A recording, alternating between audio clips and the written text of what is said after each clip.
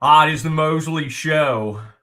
And, man, glad to be with you today. Lots to cover, lots of NFL. Baylor plays tonight against Oklahoma State. And one of my longtime friends who has written a book about Baylor basketball and has a lot to say about roster building will be joining me. My man Kevin Hall, Hoosiers Hall. It's getting closer and closer to game day Monday. Miami get it on, and so that'll be awesome, Kevin. We're excited about that. He's got his Pacers hat on today. I'm very surprised he would get away on the week leading up to a national championship game for Indiana. Shocked Well, Kevin would get away from the Hoosiers backwards cap. we do cover all of Indiana sports, and Pacers are having a rough season.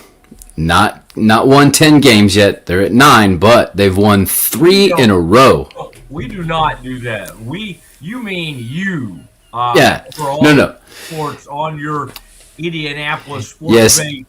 Yes. podcast that you do called. It is 365 Sports Indiana. It's that's through the end of the month, and then it's going to be all Indiana sports. And the reason I say we is because it's my son and I started it. Liam, you met Liam. I do know Liam, good lad, and that's good. That's good. I mean, it's going to take me a while now that I realize how big your family is to meet all the kids. You got quite a thing going over there. But Kev, it's exciting, and I thought you would like this today. By the way, if anybody hears just like every once in a while a weird voice or any little music, I needed to speak with my daughter's a freshman at Texas A&M, and I needed to get a hold of somebody at Texas A&M today just to set up the second semester stuff. Because you have to pay for college for your kid, and Kevin, you've been there as well. So about 9 a.m., I thought I'll give them a call. Should be good. At 9 a.m., it is 1:07. You do the math. We may have someone. Oh, No, I think we're back to okay. I heard a little pause there. I thought we had something, but don't you love that? yeah, we'll miss it. I'll miss it after waiting 4 hours for this. So sometimes life intercedes, and it will not take over today's show. But at some point, if this happens in this hour, I will not cut out on our interview at 2:00. At 2:00, if I haven't heard from them, I'm giving up. All right. But until then, I may bail out and talk to them if we get that opportunity. Now, Kev, there was one other thing, and we'll talk some Cowboys. We had a Cowboys arrest. Cowboys behaving badly. That's not good. Donovan Ezeraku arrested for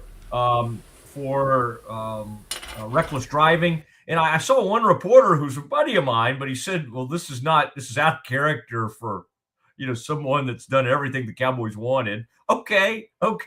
We don't really need like whether it's in character or out of character. When it comes to getting arrested, it's just, hey, did he get arrested or did he not get arrested? I don't know if it's out of character or not. I mean, he seemed like a nice kid when I've been around him, but I think we've seen over the time you can still be a great person or a great guy and be out there and get arrested for something. So anyway, I'm not going to base. I don't think this kid's future's tied into this arrest, but it's not good. It's not a good way to start the offseason for the old Dallas Cowboys. But okay, more to come on that front. Kev, I thought you would like this. I was looking today, and I brought this up with you the other day and Mike Craven had a story on this with Dave Campbell's Texas Football Magazine. Mike's a friend of mine, and we'll have him on from time to time. And I found this to be pretty interesting. He delved back into what I brought up the other day about Indiana when they did it's an old formula. People that play, the people that were in the playoff, the CFP, It's like how much of their roster are 4 and 5 stars. And it's an old formula they came up with. And the ones that almost all of them had been above 50%. Well, all of them had been. Florida State, when they won it all in 2013, was only 52% of the roster was blue chip. And when I mean blue chip, 52% of the roster was 4 or 5 stars. That's what that means. Yep. Ohio State last year, 90%. 90%. I love this Indiana number. Indiana, 8%. 8%. It's changed everything. It's changed everything. Even this most recent Indiana recruiting class, which I'm sure was fine, was ranked 43rd by some. Now, I know, Kev, you'll say, what about this? What about that? I'm just saying, by the one they were using for this article, ranked 43rd. And finally, you might go, well, wait, well, how's Georgia still doing it? How's Alabama? How's, well, you might have noticed 3 straight years without an SEC school getting to the national title. And in this latest portal, Texas is trying to do it differently. University of Texas had the number 10 recruiting class for 2026. Let me tell you who they're cutting loose right now. Parker Livingston, great player, great receiver, great Texas high school player in the Metroplex. He's gone. They are not trying to retain those young stars or those young potential stars. If by the end of your freshman year, if it's not looking like you're going to be a stud, and I mean big-time stud, you gone. You're heading out. So what I find delightful and very funny is that now Alabama, Clemson, Georgia, all the blue bloods, Texas being the same, are going, wait a second. How's Tech doing this? How is Indiana doing this? By the way, Tech and Indiana, I may have used Tech's recruiting instead of Indiana, Kevin, when I said, because I'm sure in your mind you're like, wait, I thought Indiana was better than that, their recruiting class. I think it was Tech who was rated like 44th in the 2026 recruiting class, because they're loading up and spending all their money in the portal to go get experience. Baylor's trying to do it as we speak. Baylor was trying to do it the old-fashioned way, even as recent as 2023 season. At the end of the 2023 season, they said, we're going to get Dave more portal money, or get him more NIL money, and we're going to try to get him to retain the 2023 freshmen that just played really well. That was the only part of that team that was good, was their defensive backs.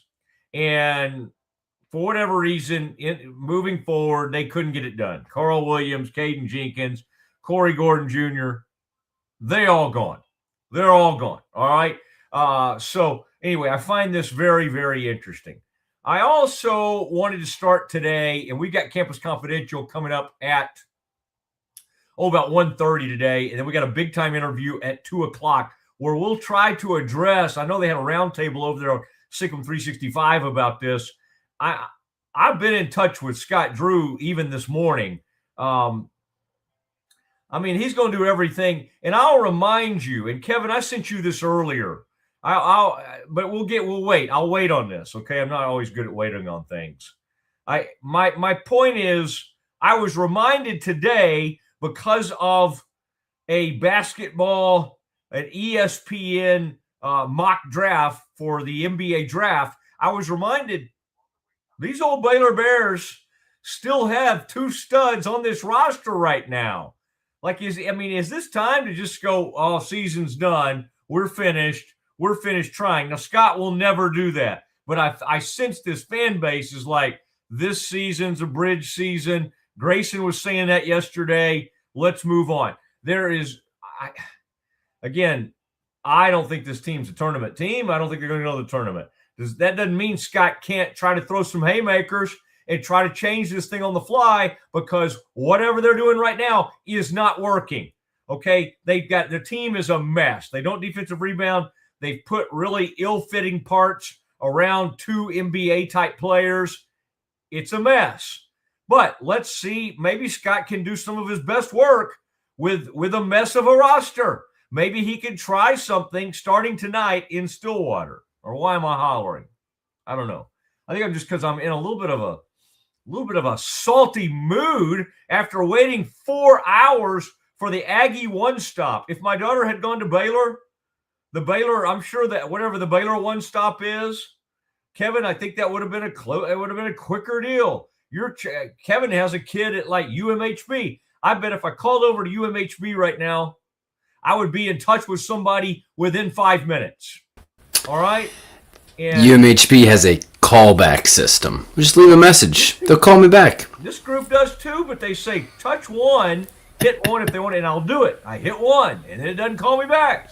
It still keeps me on hold, which is just driving me nuts. Listen to this guy. See? They're offering me that. But then they don't mean it. He's so smug. Should I do this call on the air? Mostly private information. I need to give you a new credit card. Hold on a second, audience. I need you to all mute while I do this. I mean, could you do this online? Could you do this with a bot? I think there is an AI bot that they use called Miss Rev. Of course, everything's named after Reveille. But I think Miss Rev is the actual dog. You should not name like computer bots after Miss Rev. Anyway, I'm sorry. I'll save this when I go on Texags, and I'll share some of this with them. Last night, Kev and two Cowboys fans. Kev, did you put? I bet you did. You put out our Twitter premium audience. Okay, good. We have a lot of people who like to when we go live, we catch a lot of people on our Twitter audience, and I want to encourage all you guys to go sign up and leave a review, or I don't know what you do. I really don't. I mean, again, a review would be nice, or 5 stars, or whatever you do. I don't totally understand that. But what I would ask you to do is just subscribe to YouTube. All right, because I did notice that in November we doubled our YouTube subscribers, and then Twitter we've had a bunch of people, because when big breaking news happens, people want to hear what the Mosley show has to say. Now, I can give you some breaking news here in a minute. I want to talk right now about the game last night, the Steelers and Texans. That if you're a Cowboys fan, that is what you dream of. You dream of DeMeco Ryans' defense.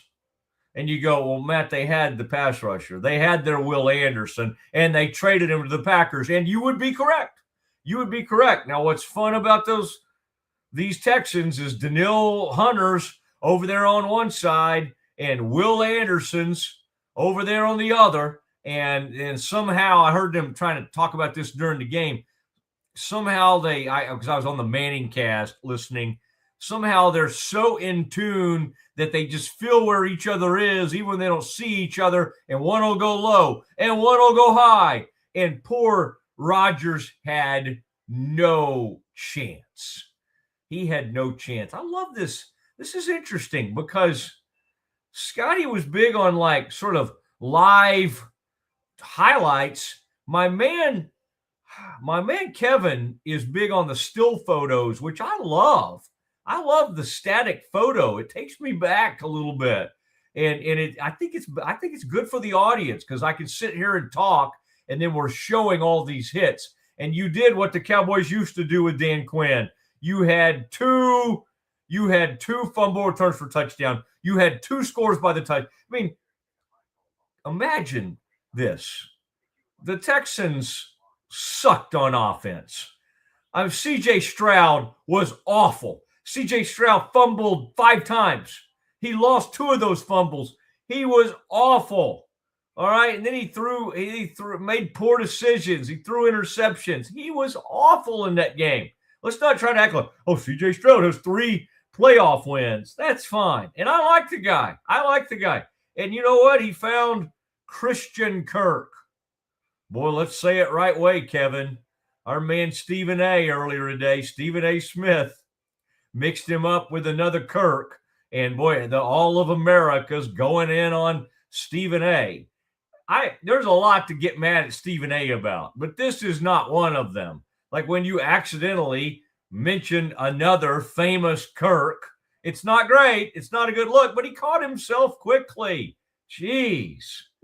Man, let's have a little bit of empathy. Let's have a little bit of compassion, a little bit of grace about us. Jeez.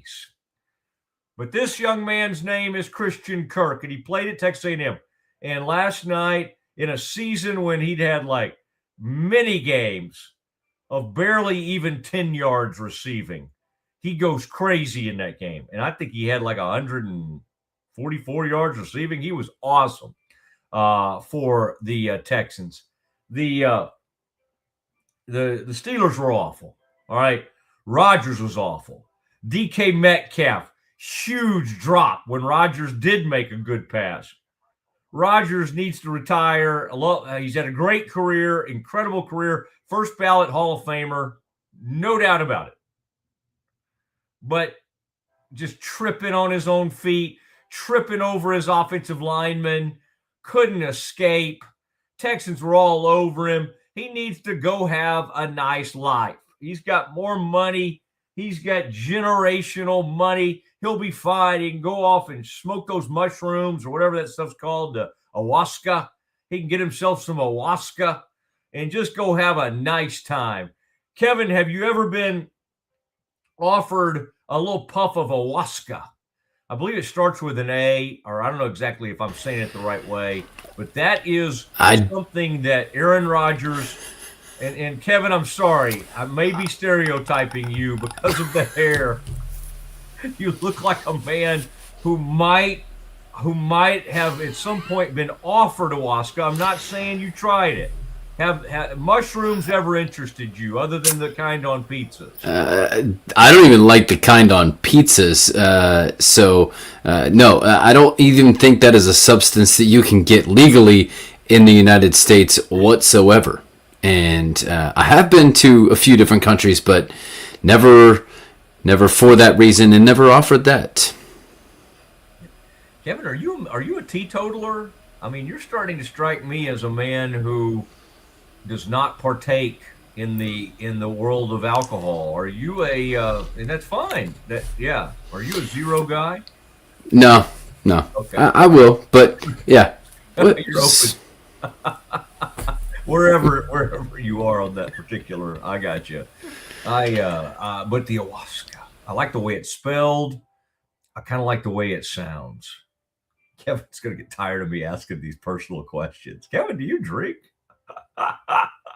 He quickly puts up photos of Rodgers. Let's get you back on Rodgers, Mosley, and not so much on the Hall family, who are breeding dogs and doing radio and doing podcasts and doing PA. And I mean, the Kevin Hall, international man of mystery. Now, 2 pick sixes. Why did it remind me of the Cowboys? Because they used to do that. Deron Bland, Trayvon Diggs. Cowboys scored more than any defense in football under Dan Quinn. One season, Bland had like 4 or 5 touchdowns in one season. It was unbelievable. And I looked today at one of those PFF type companies. I don't want to short them. It's like PFSN, they call themselves. And I was looking at their rankings of cornerbacks, and the Cowboys' top-ranked quarterback was like Deron Bland, I think. And you go, where was he, Mosley? Like 77th in the NFL. Well, how many quarterbacks are there? Well, not that many more than 77. He was way down. And then poor Kalen Carson, and then Siobhan Ravel. And I don't think Diggs played enough to even get ranked. It was so bad. But watching those guys, in that big man touchdown, is there anything more fun than watching a big dude get the ball in the open field? That was Sheldon Rankins. I feel like I've known about Sheldon Rankins forever. Okay, he has to be. How do I know about Sheldon Rankins, Kevin? Is he a SEC guy? He's a monster, and he scooped up that ball. I mean, that was so great. I mean, Donnell Hunter and like that whole defensive line was playing great. But Rankins is either an Alabama guy or I feel like he's an SEC guy. Sheldon Rankins. I just know he was a 5-star guy coming out of some high school, and I feel like Sheldon Rankins has been involved in my life for a long time. Kev, where does Sheldon Rankins play college football? Kevin's in Denver. He's Louisville. Sheldon Rankins played at Louisville. Yep. Wow. Not Louisville. It is not Louisville. It's not pronounced that way. It's Louisville. Louisville. Yeah. That's what I said. You're correct. I just want to clarify for the audience that you can call it the Louisville Slugger as the name of the company. We can talk about the town. It's basically a whole bunch of L's with a V in there somewhere. Louisville. I mean, I'm glad you're giving us lessons on how to. You always must say the name of the city the way the people do from the city. I know. It's not New Orleans. Are you kidding me? It's Nolans. End of story. Nolans. No, that's wrong. No, it's not wrong. You don't. Nolans. That's a nickname for the city. That's not. Let's not. No, you don't go with if they want to call it that, it's their city. But we can't come in there calling it Nolans. That's like some kind of like Cajun appropriation or something. Do you want to look like a tourist? No, you want to look like a natural. Here, I'm not going to call it Nolans. Like that's posing. You can't do that. No. Oh, I will. Louisville, you screwed up. It's New Orleans or New Orleans. I think it's New Orleans. Is how we can go in the middle with that. I'm fine with that. All right. We can go just not New Orleans. Let's not do that. No, New Orleans. That's how the Yankees say it. Say New Orleans. Yeah. You just don't say New Orleans. Yeah. Yeah. But not New Orleans is too much. That's a bridge too far. Okay, but okay. Let me finish this thought on the Cowboys, though, for goodness sakes, and because I think people kind of understand where I'm coming from here. Jerry had this quote, and John Machota, we'll have John on soon. He wrote a nice end of the year thing about what went wrong with the Cowboys. And at the end of it, he had this long Jerry quote about the old 49er, like the old gold rush kind of 49er. And they never stopped. Jerry sees himself as either a coal miner or a 49er or a wildcatter. He loves to sort of see himself in these terms. And his point was, you use the old gold pick, or not the gold pick, but you use your pick, and you go after it. You use you keep swinging. You never stop swinging. And Jerry sees himself. He likes to cast himself. Here's what he is, and it really hit me this morning. And if I were still writing, I would write a piece on this and I could flesh it out a little bit better. But I'll just tell you kind of how I see this. Jerry, a man who will never fire himself, he's the GM and he's the owner. He keeps bringing up, we're going to lose people in these wagons. We're going to pick. I'm going to keep swinging. We're going to be all in. He sees himself constantly as the hero of his own story. And it's delusional. I get it. And uh-oh. All right, we do need to take a break. All right, Kev, and we'll be back with Campus Confidential. When Central National Bank decided to partner with Baylor women's basketball, we were hoping Coach Collin would bring that championship mindset to do whatever she has to do to take our workplace culture to the next level. Well, these donuts are pretty good. Guys, how we doing? We're good, Coach. Craig! What are you doing? What do you mean? You have to dunk it.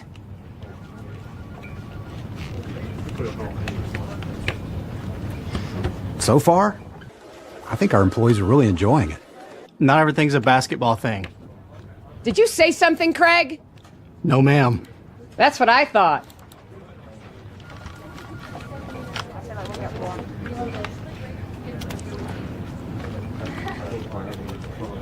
Dude, I think she likes you. Central National Bank, proud partner of Baylor Athletics and Baylor Women's Basketball. Experience the future of secure private cloud storage with Internix. Protect your files with end-to-end encryption, ensuring your data stays private and accessible only to you. That's INTERNXT.com today.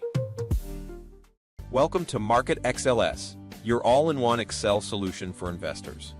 Designed as an enterprise-grade platform, Market XLS caters to investment managers, secure and efficient investment management and research. Book your free demo.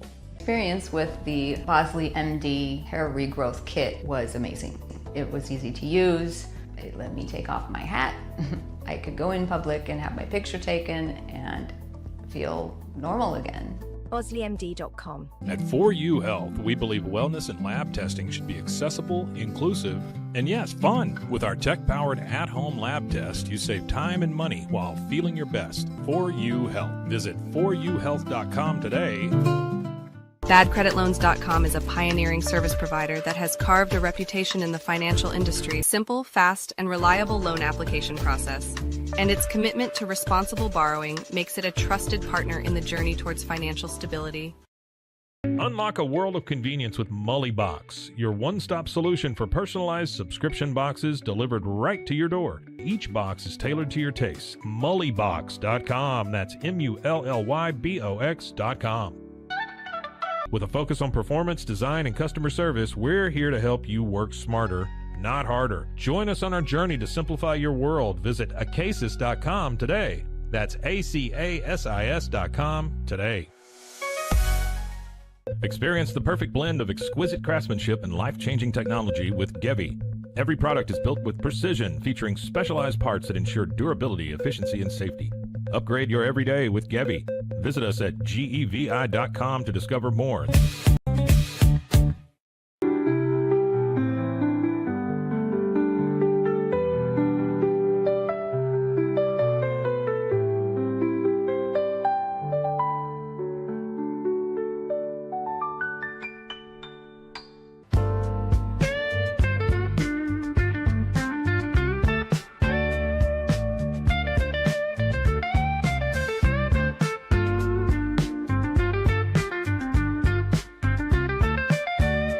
Introducing Muck-Off's classic pink bike cleaner, powered by revolutionary nanotechnology that breaks down dirt and grime on a microscopic level while protecting your bike's delicate finish. us.muc-off.com. At Open Goal USA, we're revolutionizing training for both soccer and lacrosse with our innovative portable rebounders. Perfect for players of all ages and skill levels. Visit OpenGOAAALUSA.com and elevate your training today. Looking for tickets to the hottest shows, games, and events? Ticket Liquidator is your one-stop shop for great prices, no hassles, and guaranteed tickets. Whether it's sports, theater, or concert, for the best seats at the biggest events, start with Ticket Liquidator today at ticketliquidator.com. Ticket Liquidator.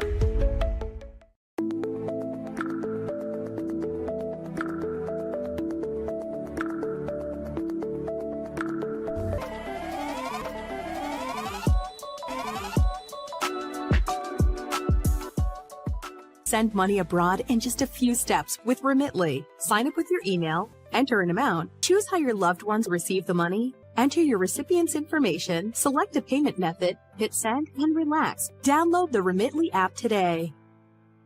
Hi, I'm Mitch, the co-founder of Cake, a sexual health and wellness company designed for today and designed for you. Yes, you. The entire product line can be found at hellocake.com, and it's also available in every Walmart near you.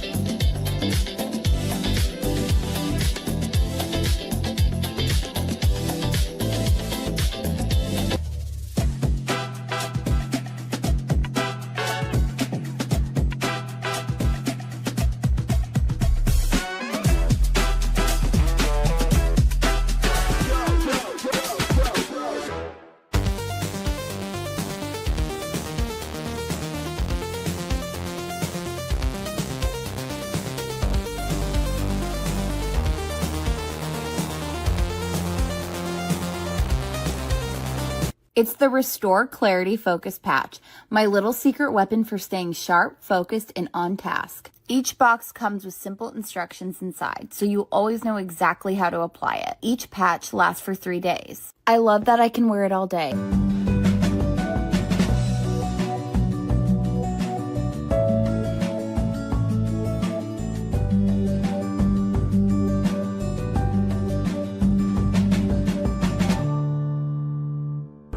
But boy, it looked effortless. Man, watch this. Layups, floaters, threes. He was like an unsolvable equation. I was born like this. His resilience, his strength, his belief, adversity never stood a chance. Know your power. If you want the best for your body, you want Ascension Providence, the largest sports and orthopedics group in Central Texas. Using innovative and cutting-edge technology, we're able to understand your body better than ever, delivering treatment with precision. And with our fellowship-trained and board-certified doctors, you'll receive excellent care. Work with a team dedicated to your health, wellness, and safety. So you can perform. At your best. Ascension Providence, caring for Texas families for over 120. It's time to start something new at Allen Samuels. Drive in with huge savings on all of our Chrysler, Dodge, Jeep, and Ram vehicles.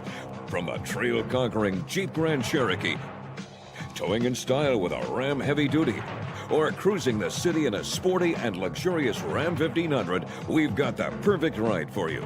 Stop by Allen Samuels in Waco, where we make car buying easy. Come by, let's be friends.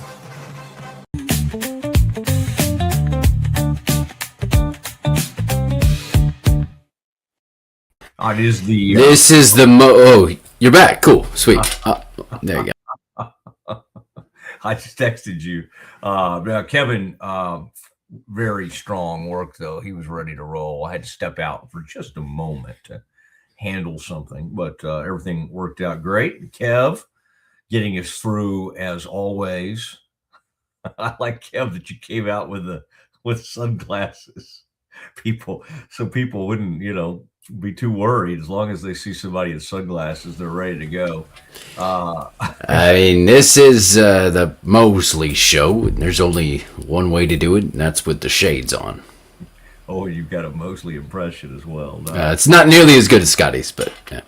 Well, Scotty mainly works on his McConaughey impression. All right, we've got major basketball talk. That's going to break out at 2:00, and it's a guy that's written a book on Baylor. He knows them extremely well, and we're gonna kind of talk about the state of the Baylor men's basketball program. And I think our long time and our Baylor folks will really enjoy that. So appreciate everything. But until then, what we're going to do is some campus confidential, and that is the part of the show where Kevin bounces some either breaking news, some big stories, some big trends in college athletics. I noticed today, Kev, for instance, and again, you can dip into anywhere you want to go, but I noticed the top 25 for college softball came out today, and shocking news. The Texas Tech Red Raiders, #1 in the country. That's what happens when you spend $1 million on a pitcher. It turns out pitching is pretty important. I would say in all of college sports, like the most important position, we always think of quarterback, and that is true, but having an elite, unbelievable softball pitcher has to rank way up there because it's not as taxing on their arm and shoulder as pitching overhanded. You can go out there far more often. And if you get a great one, it can change your entire fortune, as it has for Texas Tech. And Kevin, as a man who's done some PA work around town, you know that as well as anybody. Yes. All right, sir. Tennis starts Saturday, so I'll be out there at the indoor herd facility with tennis this Saturday and Sunday. But let's dive into some stuff here. Okay, I gotta give you some Hoosier stuff. So, have you heard the newest newest kind of thing that there is going around now. This is the newest narrative about this IU team. Last year it was a weak schedule, and then they got exposed by Ohio State and Notre Dame, and now they're having all this success because they have grown men, and so they keep moving the goalposts on Indiana as to why we shouldn't consider their success. What do you think? Oh, I thought you were going to say there was somebody putting it out there trying to now say they were like cheating. That's what usually happens if a team's not supposed to win. That's kind of the idea behind this, is they are not cheating, but maximizing the system of the fifth year, sixth year player under COVID. I mean, I say what'll happen is people can complain and call it whatever they want. And you know who's trying to emulate this right now? Sark at University of Texas. Alabama's going to change its approach. I mean, this is, we used to talk about the NFL being a copycat league. College football is becoming a copycat league. And so if something is working, especially beautifully, I today, by the way, Kev, I don't know if I sent this to you or not. You would have enjoyed this, but Bruce Feldman wrote this piece on D'Angelo Pons, the cornerback, and it's just fascinating to watch, like the evaluation over the years, how that kid ended up at James Madison, and some of the people that just whiffed because of in high school, this kid was at an unbelievable high school, same one where I think Jeremiah Smith at Ohio State came out of the high school in South Florida, and that's where D'Angelo Pons came out of. Like how bad some of the evaluations are, in that Akron was wanting this kid and was going to offer him, and the DB's coach in Akron about 2022 shows up on the scene, sees that the kid's 5'8", and is like, nope, we're not offering this kid. That's how he ends up at James Madison, and the rest is history. He's become one of the best cornerbacks in all of college football, and D'Angelo Pons will go, probably because he's still 5'9", and like 200 pounds or whatever. He probably will not go in the first round, but he'll probably go in the second round of the NFL draft. And this is who they built the team around. It's not like they're all 5'9", okay? They got some big dudes, but they're like, wait, this kid can cover. This kid in practice every day was covering these kids from what was that school called? It's an interesting name, school somewhere in South Florida, and these, like, every one of these receivers are like 5-star dudes. Dude, I mean, and Pons was locking these guys up. And yet some poor guy from Akron, some cornerbacks coach says, no, not big enough. Not big enough for us. And Akron, of all places. And that is how this young man ended up at James Madison. And you know what, Kevin? He was so good at James Madison that in addition to Kurt getting hired at Indiana and wanting him to come with him, Miami and all the big boys came calling for D'Angelo Pons because they finally woke up and said, dang it, this kid's good. And Pons said, you know what? There was one man that believed in me. It was Kurt Signetti. I'm with that guy. What I'd love to know is, where is that cornerbacks coach today? Where is that cornerbacks coach that passed him up? If you want to read that story, Kev, and all of our audience, Bruce Feldman, The Athletic. And I enjoy The Athletic, and I pay the premium to get to do that. People go, why do you put stuff behind a paywall? How do you think people stay in business these days? How do you think newspapers or why do you think they're going under? Like, you have to pay for journalism. You have to pay. You have to somehow pay for this. And everybody's mad when people put things behind the paywalls. Okay, Kev. All right. Pay for the Waco trip. Trip. They don't throw that every day anymore. That physical newspaper, I bet they only throw the Waco Trib, I don't know, 3 days a week or something these days. but I need it. I want to see what's happening in Waco and all the high school coverage and all the great things that Bryce and his group do. All right, Kev, there's my little plug for newspapers because I came up in that world. I love it. What else? Women's hoops. Okay. This weekend, Kentucky, ranked 6th, beat Oklahoma, ranked 5th by 6 points, 63-57. What is your feeling on women's basketball?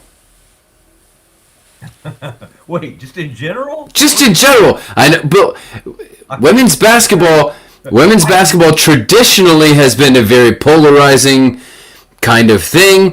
Through Caitlin Clark and over the last several years, it has become more normalized. But what is your thoughts? And I have maybe a follow-up question. Wait, but what does this have to do with Kentucky? I just want to make sure I'm not missing. Kentucky had a 1-seed upset, so yeah.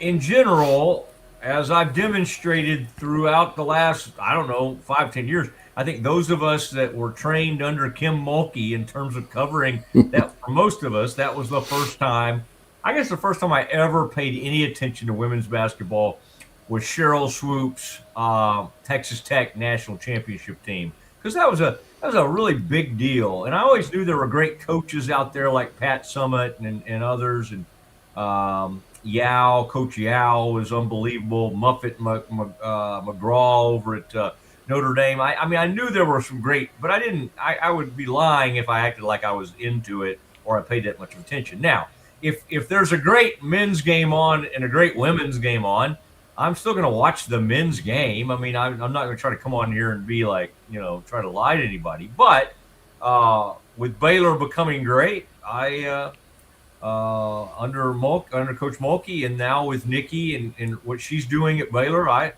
am very dialed in. I'm not as dialed in as I am to the men's program, but I love having Nikki on. I love talking about it. I try to watch every game. And I'm very much into the women's game, and I think it's great when you have like sort of polarizing personalities that help, like Mulkey at LSU, like the center at Addie Crooks at Iowa State, like the 6'7" center they had, now the 7'1" center that they have at Texas Tech. The more interesting personalities from coaches. I love that new coach. In fact, Baylor people I know, when Baylor had an opening after Kim, were talking about Molly. I love that coach at Arizona State. I think she's unbelievable. I like it. I like the personalities. The brand, the style of basketball. To me, it's just hard to. There's not quite as much excitement, but. I love the women's game. Why do you ask? Well, so speaking of, as we do so much about NIL, then, what are your thoughts to a lot of, we in men's basketball, how quick can they make the jump? That's, what's the least amount of time I can spend in college and make my NBA money? It's almost the reverse in the women's sport, where they would rather stay and make more money in NIL in college than they can go make even as in their entire rookie 4-year contract in the WNBA. Of course, that's a mess right now with the CBA, but what do you think about that? Oh, I think it's pretty obvious. It's just you get more attention and there's more excitement and passion around the college game. And if Caitlin could have stayed 7 years, she would have stayed 7 years. She was never, and she's the one sort of transcendent player we've had that then brings eyes to the WNBA. I'm not saying there aren't great WNBA players, don't hear me wrong on that, but she did sort of change the game. I guess Angel Reese, to a certain extent, she's kind of a polarizing player, but it just makes sense. You can make more money in college and have more visibility, and it's a better product. All right, enough said. All right. Angel Reese, to me, is a rebound clinic on her own shots. But that's neither here nor there. Auburn. She makes people mad, and that's good. You need You need players that cause some form of emotion among the fan base, and she seems to do that. Yeah. Okay, this weekend, Auburn took down number 17 Arkansas by 22, 95-73 Texas. On the road, beat 18 Alabama, 92-88. Are the wins for unranked teams or the losses for ranked teams more important at this point in the season? Does that make sense? Okay, say with the setup again. What? Okay. You using So there were a couple upsets: Auburn over Arkansas, but then Texas over Alabama, right? And so the question then is it more impactful the unranked teams getting losses or for the unranked teams getting wins or for the ranked teams to get losses? What's more impactful at this point in the season? Those are bad losses for those teams, but it's far more. It doesn't. Again, you're playing high enough ranked teams and quad one and all that stuff we talk about, net rankings, that it really. So it's better for the unranked team. It still is a huge thing for University of Texas because it gets them a quad one win in a season where they're not doing very well, where there's just by the very nature of their schedule, their net ranking is going to be okay. All right, they're going to have a baseline of a net ranking, and I think it's better for the unranked team than anything it does to the team they beat. All right, last one then. Who has more pressure in the Iowa State-Kansas game tonight? Iowa State at number 3 or Kansas because they're at home? Oh, far more pressure on Kansas. Coming off a loss to UCF. Kansas does not. They look very beatable at home these days. TCU should have beaten them. TCU, as you and I documented. Now, it's not. You don't look like PFT commenter. I just saw it. What I think. You look more like Portnoy. I just looked up for a second. Oh no! I saw something about the eyes, and you do look a little bit more like Dave Portnoy than anybody else. I think I was just thinking because of the cap turned around backwards and the long hair, PFT. But Portnoy of those Barstool guys is the one you look the most like. All right, sorry, I got distracted. That's all right. Iowa State perfectly capable of winning this game on the road. They also look very beatable when they came into Waco. If they play like that in the first half, like they did against Baylor, Kansas will be okay. But did you see the spread on that game? I would imagine you didn't? No, I didn't. I would imagine, it's Kansas is never an underdog at home unless it happened like in recent years, maybe last year, when they played Houston. It's extremely rare that they are the underdog at home. Iowa State is 3.5 point favorite. Wow. Number 3 against an unranked, so coming off a loss. I can see it. 3.5, not that much. Man, I would tend to want to bet that game. Nope. Here he goes. I'm not doing this right live as we speak, but putting it down on Kansas. Sent. No, I have to look at this. Favorite, golly. Iowa State as a 3.5 to 4.5 point favorite, depending on what sports book you're using or what platform you're using. Whoa, man, that is just shocking. That just tells you where Kansas basketball is. And that's a point, and I'll make this with Kendall will be with us in a minute. Baylor has, Kev, they've got the number, I mean, that mock draft I sent you. Yep. Of where Baylor's players are. Now, Kansas has the number 1 player in the mock draft, Darren Peterson. Now, he gets banged up a lot. He's been hurt, and they've had to decide when they want to sit him and when not to sit him. He's a great, great player, but Iowa State is a better team. I mean, you're seeing the same thing in college basketball that you're seeing with Indiana to a certain extent in football. It's just these older, you say something about grown men, Indiana's grown men. I mean, that Iowa State team that's going to roll in there tonight, grown men. Those guys have been around. Taman Lipsey, that point guard, has been around forever. Jefferson, that wing, I mean, that's what Baylor's dying to have, by the way. A 6'7", strong dude that can hit threes, can get his own shot, can rebound. That's what they don't have. Looking for a boozer. They thought, yeah, sure. But this Jefferson is what you'd call like boozer light. But he's not light.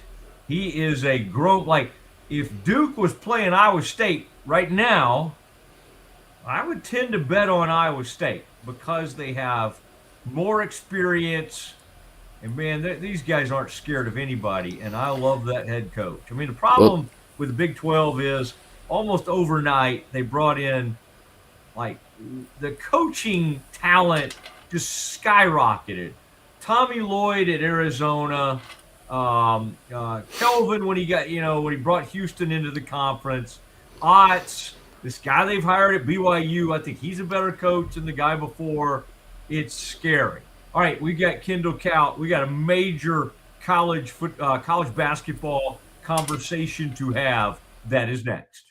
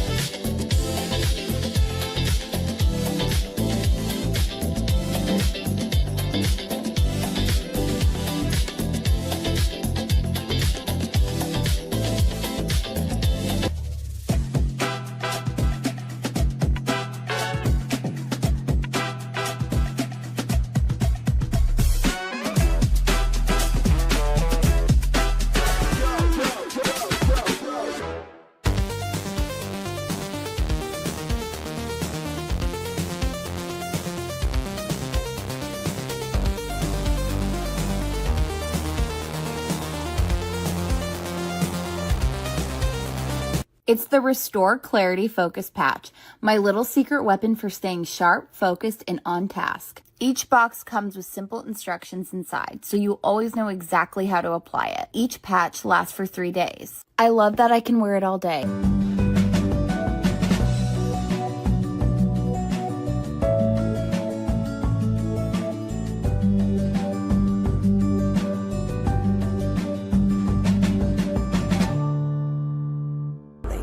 Boy, it looked effortless. Man, watch this. Layups, floaters, threes. He was like an unsolvable equation. I was born like this. His resilience, his strength, his belief, adversity never stood a chance. Know your power.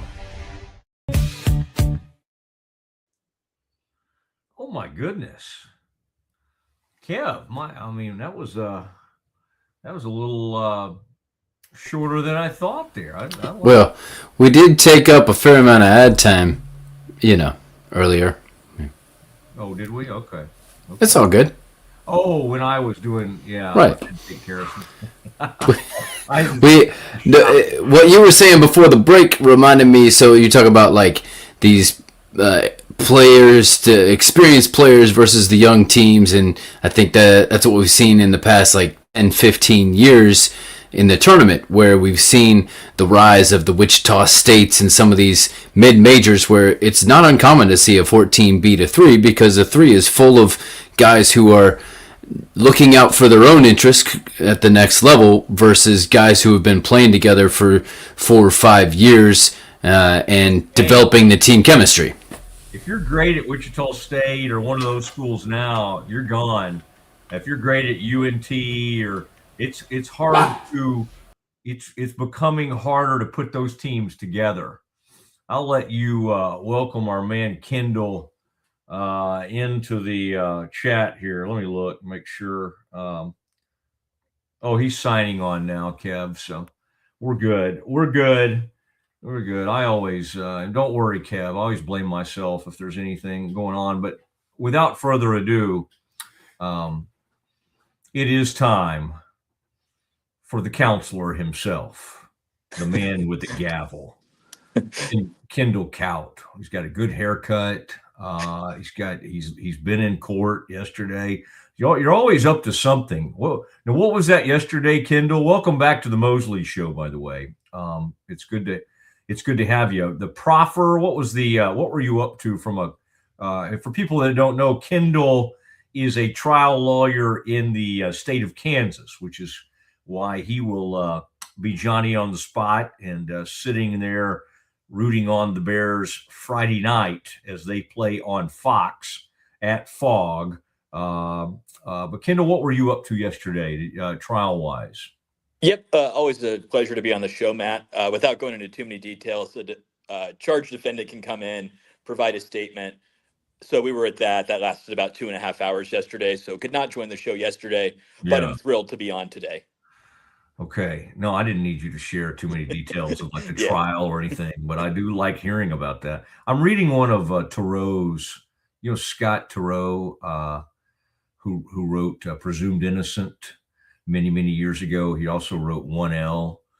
I've gone back in time, and he's got another one that he wrote a long time ago called Burden of Proof.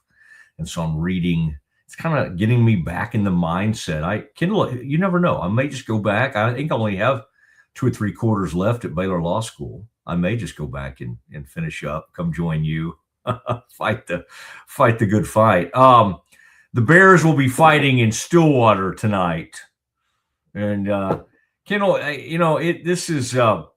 this can go a lot of different ways. I was talking to Grayson yesterday, and Grayson kind of had the attitude of, this is what I expected. Like this was going to be a bridge season. And while I think you and I probably both were not that thrilled with what we saw in non-conference, I would say what we've seen so far in conference is even more alarming than what we may have could have anticipated. Is this Kendall, I don't really see any way out of this right now. I think you and I in the past have talked like, okay, you could try this or you could try this. I think Scott Drew he's searching for answers. Maybe they could pull off the upset, which is sad that that's an upset, but the upset against in Stillwater tonight. But Kendall, this team's in a very bad way right now. They certainly are, Matt.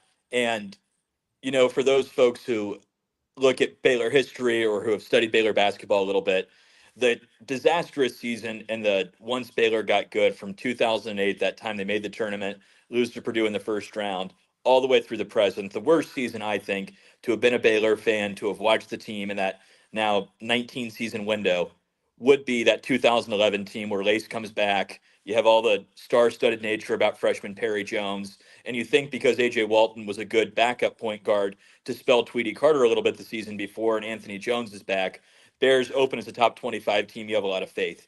And then it just goes about as south as possible. I remember being a student at Baylor when Northwestern came to town and beat Baylor, which is something that should never happen in modern college basketball.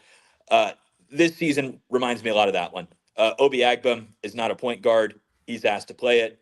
Baylor doesn't have a lot of rotation depth.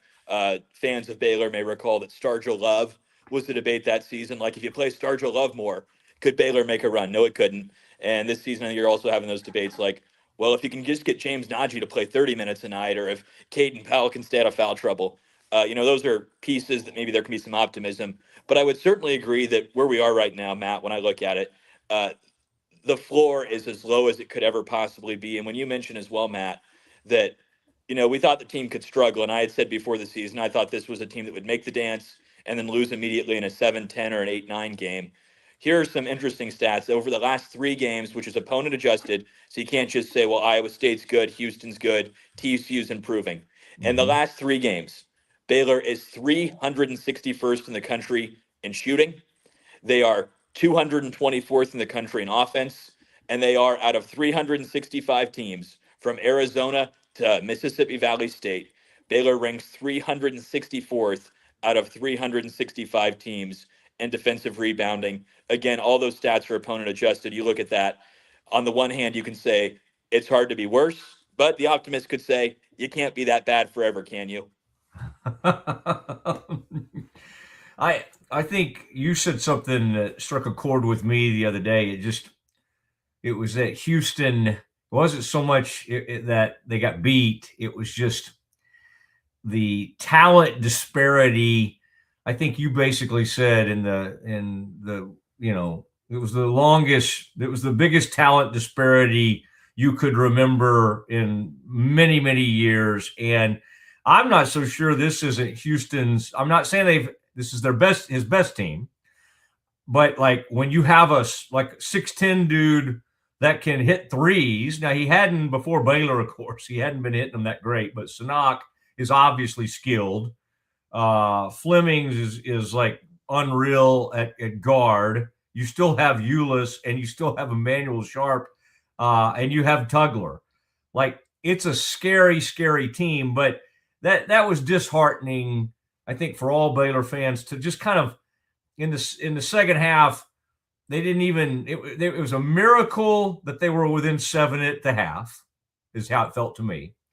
And then in the second half, it was just over in a heartbeat, and there was really no recourse. There was nothing they could go to.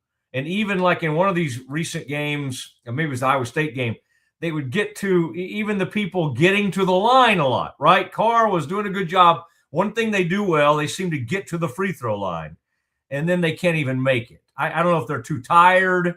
I don't know what the thing is. So, but I just thought, Kendall, that was particularly disheartening because Kellen's always going to bring a great game plan, but we're still only about 2 years removed, right, from some of those fun, close, even last season. I don't recall it being just a bloodbath at home. This team was not. It was not close.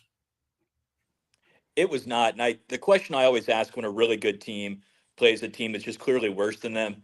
And as you had mentioned, Matt, I had said that I thought that was the biggest talent disparity I could ever remember from Baylor taking the court versus an opponent that they have played since I set foot on Baylor's campus in the 2009-2010 year, about as dire as it could be. Yesufu is talented enough, but I think some of his mistakes he makes would so offend Kelvin Sampson that I truly think Cameron Carr is the only guy who would be more than a 5-minute-a-night rotation player for Houston right now. I think he's good enough to start for Houston. And then after that, I don't think a single other player for Baylor would take the floor for Houston until Houston was up 30 on most opponents. That's how bad the talent gap is, I think, and where Baylor's really missing on some of those guys they've landed in the portal. And especially, it's one thing to miss, but Baylor's missed horrifically on some of its most expensive portal additions these last 2 seasons. All right, let's talk through. And by the way, so you don't think Kelvin would like Yesufu allowing those guys to go backdoor on him constantly? You don't think that would really go over that well? I think that Kelvin would have to be separated on the bench from Yesufu when that moment would happen. So no, I don't think that would go super well. Hey, you and I have had this conversation before, the erosion of Scott's coaches. I think you could make an argument that then they missed last year on the guard from Duke, obviously. But I think you could make an argument that since Jacobs left, the offense certainly, and again, part of that is misevaluations, but it's been a steady departure, okay? And these were good recruiters and probably pretty good evaluators, but you lose AB, which is he was probably the biggest reason Baylor had Edgecombe last year, and Edgecombe's been unbelievable in the NBA this season. You lose Jacobs before that. You have the strangeness of Nunes disappearing, 3 or 4 weeks ago. The steady drip of losing all the Tang, obviously a few years ago now. Does that play a role in what kind of feels like the demise of Baylor basketball in recent years? And then also in that context, what everybody will bring up is not enough. What do coaches do, by the way, when they have a horrible season? What are Baylor football coaches whispering to everybody right now that talks to them? We don't have enough money. We don't have any NIL. We don't have enough money. I guarantee you this current staff believes that. I think that's totally fair, Matt, that I'm sure they do believe that. However, I do think that the comment that Baylor's NIL budget is not sufficient, and that's why the Bears can't contend, I just would fundamentally disagree with that when it comes to basketball. When it comes to football, just to briefly touch on that one, I think that Baylor's NIL budget precludes it from being Texas Tech, but Baylor's NIL budget should not cause Baylor football to more closely resemble Kansas football from the 2010s than Baylor football from the 2010s. So I do think it's fair to say, look, NIL is a little different. You can't just go out and wave $3 million at every guy you want. But I think that's not a critique I think is fair to fall back on, or an excuse or a rationalization. I think it's a fair question to ask, Matt, because you can wonder about it with, hey, BYU got Rob Wright by doubling the bag, but Baylor was paying Rob Wright a pretty hefty bag beforehand, and they wanted to just take a stand and say, we're not going to go to court. We don't know that the contract's airtight. We don't want to offend any agents, so we're not going to do that. But Michael Ratai, they're paying a lot of money for not a lot of return. Jeremy Roach, they paid a heck of a lot of money last year for not a lot of return. And VJ Edgecombe was making substantial money on campus last season from Baylor. So they have the money to sign these very talented players. So I don't think it's NIL necessarily. I do think your comments, Matt, about could the erosion of so many coaches and the new coaches stepping up matter, I think does on two fronts. One, as you mentioned, Matt, that Jacobs was very involved in the offense for a lot of those years, from the title years on to about 2023. Scott and John were leading the offense, handled that side of the floor. And then it was AB and Tang handled all defense, and Tang handled substitutions. And in more recent years, Coach Nunes, as you mentioned, when he was still at Baylor, handled all substitutions. Ron Sanchez, I think, was looked at as he came in from Virginia, and he would handle the defense. And then Scott would go back to handling the offense, because I think he recognizes you like to delegate. But one of the problems that comes in is, hey, you know that you can get into a fight with Jacobs about why are we calling this play, or if you want to get focused on something. Jacobs would often call the offense for 8 minutes at a time, with Scott just looking at Jacobs to see what he would call, and then he'd flash, a 2, or you'll see Scott flash the hook for a certain play they want to run, or Tang would handle all the substitutions, or more recently, AB would handle all of the defense, with Scott only getting involved if he felt he had to override him. And so I do think all these new pieces, guys coming into new roles, you compare that to the championship team, who's gone. Jerome Tang, lead assistant. John Jacobs, who became a lead assistant. Alvin Brooks, or AB, as you mentioned, gone. Even you look up and down the roster, Bill Peterson's gone. All those GAs who I think were so helpful on that team. Rem Bakamus is now one of the coaching assistants, one of the top 3 assistants at Texas Tech. Guys like Chris Nottingham are involved on the staff, as I think he's now the director of operations for Texas Tech as well. They've been at Arizona. So they had a lot of really good pieces, top to bottom, on that coaching staff, including GAs. And I do think the loss of what you might dub human capital, or the potential they had, has hurt the Bears in the past. And I think it's hurting them right now with a staff that maybe is a little different than some of the pieces Scott relied upon in the past. But I do have faith in guys like Tweety Carter, guys like Ty Beard, that I think they're good coaches. But I think a lot of new voices makes it tough to know, what are you doing? Do you feel as comfortable if you're Scott yelling at guys? I know there was a very tense meeting he had a couple years ago when Baylor got mollywopped by Marquette. You wonder about how comfortable each side feels getting yelled at in situations where the relationships just aren't as tight as they were for those staffs more recently. Yeah, good point. He's got 2 guys that have a little bit of head coaching experience on the bench. And Sanchez, with all his years with Bennett, and he's been around. He's about Scott's age, right? I mean, he's so that's interesting. Yeah, I think that's a good area to kind of look into. Now, as far as anything you could do with this current team, um, other than playing more through Carr, I said the other day, whether you want to call him a point forward, whatever you want to call him. I mean, I don't know what Yesufu. I mean, I think we learned, and you got to be careful thinking and trusting offensive numbers that are built against bad opponents. And I think everybody got way too in. Oh my God, this guy scored 30. Oh my gosh, he scored 27 the other night against Tarleton or against, basically nobody. And we read too much into that. Now, what's weird is to see still ESPN's mock draft today, Kendall. 21 is now Carr, 22 is Tunde. There is some thought, and I've had this talk with Ashley Hodge, of that maybe you could pony up enough to talk Carr into coming back. Who knows? But it does seem it seems weird to have two legit first-round guys on your team, on your starting five, and to know that at any given moment you can just get blown off the floor. And I think that speaks to what you were talking about earlier, roster construction, missing on certain players. Do you see anything Scott could do to maximize what he has more than he's trying to right now? Yep, I think, Matt, there's some cards to play. And it was pretty funny on Siegmund 365. I'd posted after the Iowa State game that I think some folks felt was a little bit of a moral victory. And I was like, it shouldn't be. Iowa State, I thought, played just horrendous basketball, which was not caused by really anything Baylor did. I thought Iowa State just missed a lot of shots, wasn't as disciplined on certain rotations. But I thought the view that some people had, like, well, Baylor's missing layups, they're missing free throws. That's because Baylor misses a lot of shots it should make and doesn't create shots as easily. So I took that mindset of, okay, Obi Agbem needs to run around like he's Brady Heslop. We need to stop looking at Obi Agbem as he's Pierre Jackson or Kenny Cherry even. He just can't take guys off the dribble well enough. But I think, Matt, my fundamental premise would be Baylor needs to either go all in or all out with Michael Rataj. He's making a lot of money. With the injury to Dan Skillings, it appears he's probably going to have to play some. But I would either adjust to, we're playing this guy 10 minutes. He's not supposed to shoot unless he's wide open or gets open on a back door. Just catch and move, be 5 fouls.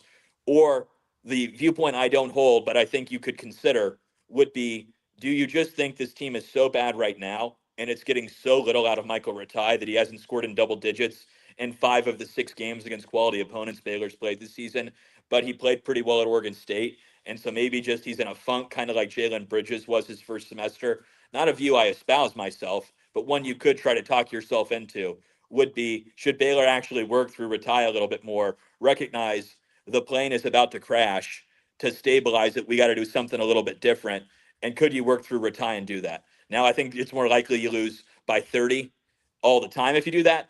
But I think Baylor's risk right now is if you're just playing Rataj 28 to 30 minutes, expecting he's going to give 12 points, that's never going to happen. You either need to make him the focal point, which I wouldn't do, but there's a pathway to maybe that works, and he's just had a rough first semester, or you try and basically dump him out of the plane and say, yeah, you'll play 8 to 10 minutes when we have to rest Caden Powell and James Najee, and we'll just let those two play together, work it out. There won't be spacing at the 4 and the 5, but our defensive rebounding will go better than 364th in the country.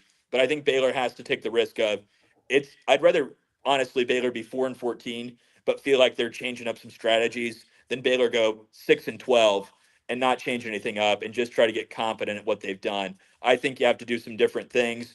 But like that 2011 season I mentioned, Matt, during that season, there was that era where Perry Jones had a rule where he was supposed to touch the ball on every possession, because I think the team both felt like Lace was taking too many shots. And you have this superstar McDonald's All-American who should get creative, who could out-athleticism people.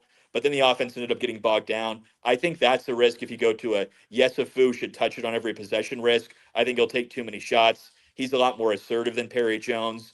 I don't think he's quite as good of a creator as Perry was either. So I would shy away from that personally. But I think you kind of have to do something else. The Obi Agbem will run a high ball screen where one of the big men will come up, and then Baylor will look to move the ball around, and maybe Michael Ratai gets open for three. That's not the system I like right now. Baylor's having too many turnovers. They're not getting guys open. So there aren't great cards to play, but I would rather hit on 18 if the dealer's showing 20 than I would rather stop in a convoluted game of blackjack. And that's kind of where I feel Baylor is from the odds, that it's kind of like you got to hit on 18 or 19, but somebody's tipped you off that the dealer already has 20. So you got to go ahead and hit, because otherwise you're going to lose.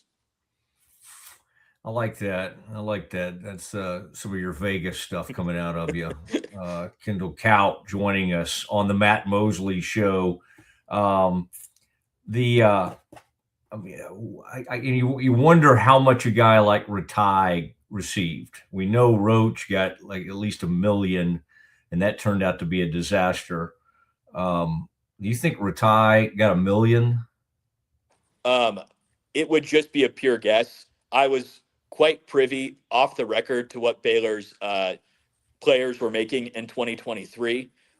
My assumption would be he is probably close to that number, but that would just be a speculation on my front, not where I could almost tell you the exact amount that VJ Edgecombe was making with a gun to my head. But even out of the game as a writer now, but just somebody who likes coming on the show and still follows it religiously, I would still take the gun to my head to protect those numbers since they were off the record. But Matt, if you were telling me make a guess over or under like 800K, I think he's over 800K in what he's making. Wow. Do you look at teams? I get jealous of other teams. You're like me. You like to kind of break down what Tech's done and what's going on. Like right now, K-State's a disaster a little bit as well. And by the way, Tang, he seems to, Tang has a way about him, and we know it, and we love him, right? Because he can never do anything wrong in Waco because of how we think of him. But you being in Kansas, it certainly seems like the honeymoon, I guess it ended a pretty good while ago, but it's just that fan base is extremely irritated with him. But let me redirect this a little bit, counselor. Like Grant at Texas Tech. Okay, the simple answer is massive budget. Okay, well, it's Tech. We don't come, and maybe that's the answer in football. But one thing I've noticed is he kind of goes after guys, and the guy that is moved on was like that a little bit. That was with him last year, was so good, Darian. But it's just kind of interesting to see what he does. Like, they're not all like, oh, we're going to pay this guy $800,000 or $1 million. Some of those guys, wherever they were, Nevada or wherever they're coming from, were averaging somewhere between 9 and 12 points a game. And they sort of seem to have like a real vision for these guys. And I just have never sensed Baylor's kind of turned the corner in that route. Baylor's always out like, let's get, the most talent we can, and let's get this guy and this guy. And obviously they've ended up with a mess of a team. We've established that. The teams that seem to be doing this correctly, and I would put Tech in that group. Certainly now Kelvin's getting one and dones, which is scary because that's not what he used to do. But what are those teams doing right? Because I don't think it's as simple as saying Tech just has way more NIL than Baylor basketball-wise. I agree with you there, Matt. And in fact, as you mentioned, with Darion Williams moving on to North Carolina State, I think he was someone that Texas Tech had interest in keeping. It was just they thought the price point was too high, which even shows for Tech there's a limit to how much they'll spend on basketball. So there are NIL constraints really for every program out there but Kentucky, who's having their own kind of struggles this season. One thing I think you could probably fall back on for Grant McCasland and where his skill set would be is we know he won pretty big, certainly relative to expectations at UNT, and he's been at Central Arkansas. And so the schools that he was at and working his way up from JUCO as well, you have to identify more of those guys that have played well at mid-majors, that could succeed at the mid-major level, and you've scouted against them all the time. So I think there's that institutional knowledge for a guy like him that works well. You look at how well Alabama's done recently, and they're one of the few consistent teams too. What do they have going on as well? A coach who was very good in Nate Oates at Buffalo, where he had to recruit guys that fit his template and guys that could play well enough at the mid-major level. I look at the culprit when we talk about it, Matt, and to bring up Tang a little bit, Yeah. He's had that issue where last season he spent a huge amount of his NIL budget on trying to get Coleman Hawkins. They got him way overpaid, wasn't a good enough scorer. This year they spent almost all their money on PJ Haggerty, and they spent a lot of money on a European guy who wasn't very good. But that's where Baylor's real ills have been these last 2 seasons. Baylor spent almost all of its money last season on those 3 guys. Jeremy Roach, catastrophic miss. Norchad Omier, who was a good use of money, and VJ Edgecombe, which was a great use of money, given he was often the only defense Baylor had. So I think where Baylor has to look at it is, what are you trying to land, and who do you think can be good? And I think there has to be, whatever model you use, whatever analytics you use, just a cutoff that says, first, are you athletic enough to play at the Big 12 level? I think taking someone who plays in the modern Pac-12 or who plays in, a Western Conference of some sort does not tell you they can play at this level. And when you look up and down at where Baylor's had misses since that 2022 team with Jeremy Sohan and Kendall Brown, their misses have consistently been on guys that are not athletic enough to play at this level or that cannot create their own shots. This team, I think, really only has 1, sometimes 1.5 with Yesufu, guys that can create their own shot. So it puts so much pressure on the offense to be good enough. But I do think when I look at it, where Baylor can find value, I think Baylor should continue to recruit one and dones for 2 reasons. One is that I think they can easily land these guys because of how much success their one and dones have had in the NBA. Keontae George might make the all-star team in Utah. VJ Edgecombe absolutely, I think, should be an all-star and is in contention with Cooper Flagg and Con Knipple to win Rookie of the Year this season. That makes it easy if you're Scott to go into living rooms to talk to all these guys and say, hey, you should come to Baylor, and you can be Keontae George, you can be VJ Edgecombe, you can be Davion Mitchell, you can be a successful NBA player. And second is, even when Baylor's kind of missed on these freshmen, Matt, Jacoby Walter would sound pretty good for this team right now. Yves Misi would be perfect for this team. Jacoby Walter, as I mentioned, would be good. Keontae George would be excellent your phase guy that this squad needs. So when you look at it, you really just can't have catastrophic misses anymore. And Baylor's had 1 in each of these last 2 classes, maybe even 2, with Obi asked to play point guard instead of shooting guard, though that's a little unfair because he wasn't originally recruited that way. But Baylor, I think, is less likely to have catastrophic misses trying to land top 15 freshmen. That I would go that route and then say, all right, let's just fill out with athletic guys that can shoot. And we're going to gamble that our coaching acumen can coach those guys up, as opposed to we have 9 months for our strength and training staff to get somebody that's never played at the Big 12 level, that was not an All-American caliber freshman or a Gatorade National Player of the Year caliber senior in high school. That's not what I want to try to convert. So I think it would be a mistake to move away from one and dones when the staff has shown less acumen in the immediate transfer field when it's not sit a year like Maceo and Davion were. And that's a very complicated and deep pool to swim in, whereas I think Baylor is the top fish along with Duke, Kansas, and just a couple other schools landing the one and done guys. And so I don't think that's a pool Baylor should stop fishing in, although I get why some people want to do it. I'm just telling you, you line up who Baylor's one and dones have been, they look a heck of a lot better than who Baylor's transfers have been these last several years. Yeah, I think they are going to have to make, it's kind of like the football program. It's like they've got to change and adapt and change their evaluation process. Now, the problem is it was, a coach that was probably was going to be fired. So this is a weird year, right, for them. But, the thing Scott has is an AD who loves him. And I would imagine, though he wouldn't claim so, that Scott had a lot of say in Doug McNamee being the athletic director. Scott is going, because of what he's accomplished at Baylor, and that's why probably Scott, every once in a while it may cross his mind, what if I had taken the Kentucky job? Well, look at Kentucky right now. I mean, they will turn on you in a heartbeat, even one of their own. Like, even one of their own's not, just because he's one of their own, is not going to get, 2 years of this. He might get one bad season. If it encroaches on 2 bad seasons, he's done. Scott, they're not going to do that. But, yeah, I think he's going to have to think about his staff and think about, okay, let's look around and find out. You have to hold people accountable, whether that's publicly, privately, whatever. But, what led them to load up and go with Roach? Who was driving that?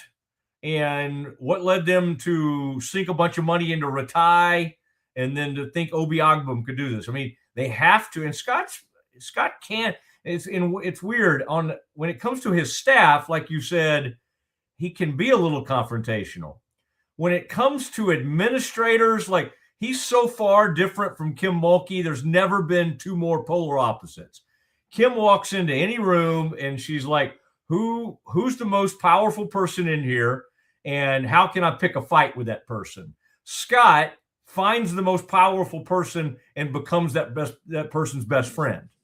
And that's just the way he's wired. But somebody needs to pay. If you keep screwing it up year after year, you can't go, well, don't you remember that national title? No. Do you think that's what Kansas did when they won the national title back in whatever year that was, 2003 or 2004? Like said, oh man, like we, let's sit on this for a while. Let's enjoy this for a while. No, you demand and want more. And sadly, while Baylor didn't go, it's not like they got bad after that. They had number one the following year, a number one seed, right? Number two the following year. But man, they're in a bad way right now. They're going to miss the tournament this year. So I appreciate it, Kendall. I mean, you thought you were out of the media, but we keep bringing you back in, and Ashley's going to be mad at me because I had tried to book you before I knew about this. He won't be mad at me, but this big round table you were doing there, which is a neat deal. But I appreciate you spending the time with me. I guess we can at least, I don't know. I got to wait till DJ Lagway actually signs something. I was going to say we could celebrate that good news, but even that was kind of awkward, wasn't it? Very awkward. It sounds like he's going to sign. Yeah. But yeah, I never stay anything short of nervous in this era. But you don't get nervous in the courtroom. You're generally pretty cool, calm, and collected in that arena. And so I appreciate it, Kendall. Get back to it, and best of luck in your upcoming trials. And the trials of Baylor basketball will continue. They've got a lot of challenges. Thank you, buddy. Yep, thanks, Matt, as always. Appreciate it. There he goes. Kendall Kaut. Smart guy, smart lawyer, and I really enjoy our conversations because we can kind of come at things from some different area. And, I don't, agree with everything. I mean, part of me would like to see him. I mean, I think next year they're bringing in a guy, Monty Williams' kid, Elijah. Then Iguodala's kid will hopefully be ready to play.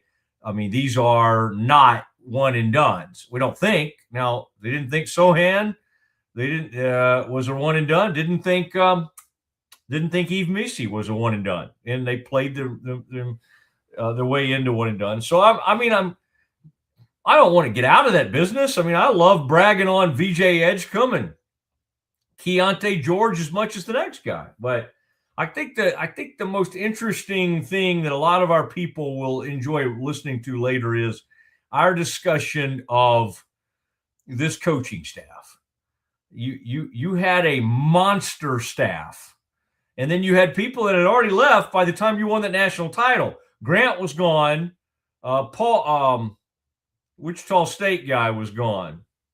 I mean, some of those guys, Paul Mills, some of those people were gone, but you still had like unbelievably talented staff. Now, Melvin and some of these guys that they've added, and Steve Henson, and I like all these guys. Tweety's great. Okay, I'm not gonna give up on these guys, but you can't convince me that just the constant drip of losing all these talented assistants, at some point it kind of takes a toll. Now, how do you revamp? How do you get it going again? Scott's got to find a way, and he's got to try to find a way in Stillwater tonight against Oklahoma State. Look at that C&B. Look at Central National Bank. Thank you very much. Thank you very much, guys. Incredible job that you do. And Brian Fonville and his staff, and they've been with me for years, and can't wait as we get ready to re-up and sign our extension. Love Brian Fonville and the Nesbitt family and everybody that is part of Central National Bank. All right. I got to flesh out. I've got a Cowboys thing for you. I've got a theory going around in my head about Jerry Jones and a quote I'll have for you, and then I will react to it next. Ready for a better kind of primary care? At Patient First Direct Primary Care, you get unlimited office visits with same-day or next-day availability. And instead of rushed appointments, we take the time to actually listen. There are no insurance hassles, just clear, simple care. You can reach us by phone or text because access shouldn't be complicated. Our practice has expanded to include Medicare-age patients as part of our direct primary care model. It's a fresh alternative to the traditional insurance or government-driven systems, care that finally puts you first. For more information, go to patientfirstdirect.com. If you want the best for your body, you want Ascension Providence, the largest sports and orthopedics group in Central Texas. Using innovative and cutting-edge technology, we're able to understand your body better than ever, delivering treatment with precision. And with our fellowship-trained and board-certified doctors, you'll receive excellent care. Work with a team dedicated to your health, wellness, and safety. So you can perform. At your best. Ascension Providence, caring for Texas families for over 120 years.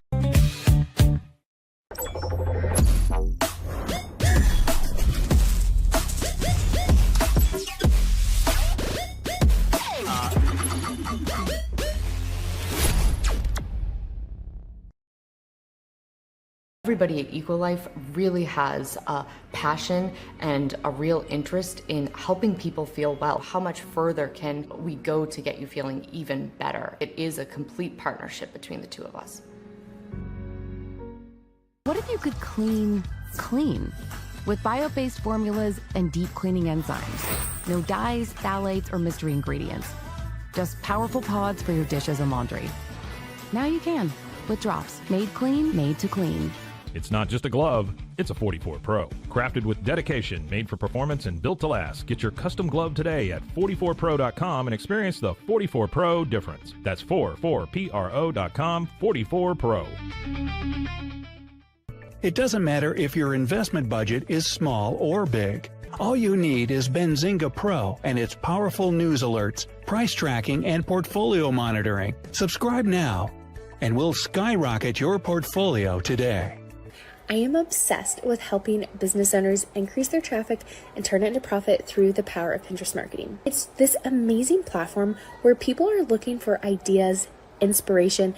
They have a problem and they're actively looking for a solution. It's hard to find supplements that work. No, thank you. Plant-based supplements made from the Earth's most powerful plants for your immune health, gut health, workouts, and more. Find out more at auraorganic.com. Protect your online privacy with NordVPN. Browse securely, access content from anywhere, and keep your data safe with military-grade encryption. NordVPN.com. That's NordVPN.com. All right, Kev. We need to address it. It happened right before the show today, and this would be the time for the major, as we could have done earlier today, major breaking news sounder. But the big news, of course, today that Mike Tomlin has stepped down as Steelers head coach. 19-year run during which he never had a losing season. Steelers announced Tomlin's decision, saying, quote, his track record will likely never be duplicated. Tomlin said in a statement, after much thought and reflection, he decided to step down. Said, this organization has been a huge part of my life for many years, and it has been an absolute honor to lead this team.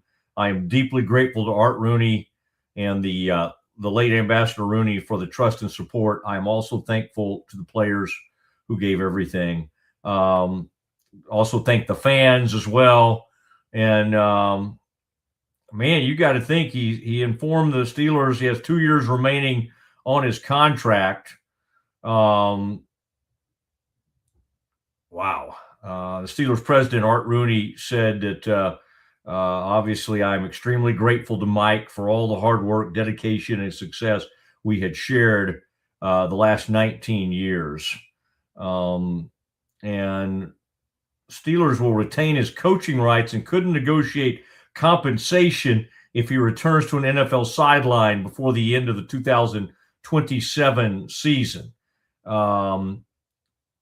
He's excited what the future holds for this organization, and I will forever be grateful for my time coaching in Pittsburgh. All right, John Harbaugh. I mean, the AFC North has unloaded. John Harbaugh and Mike Tomlin on the street.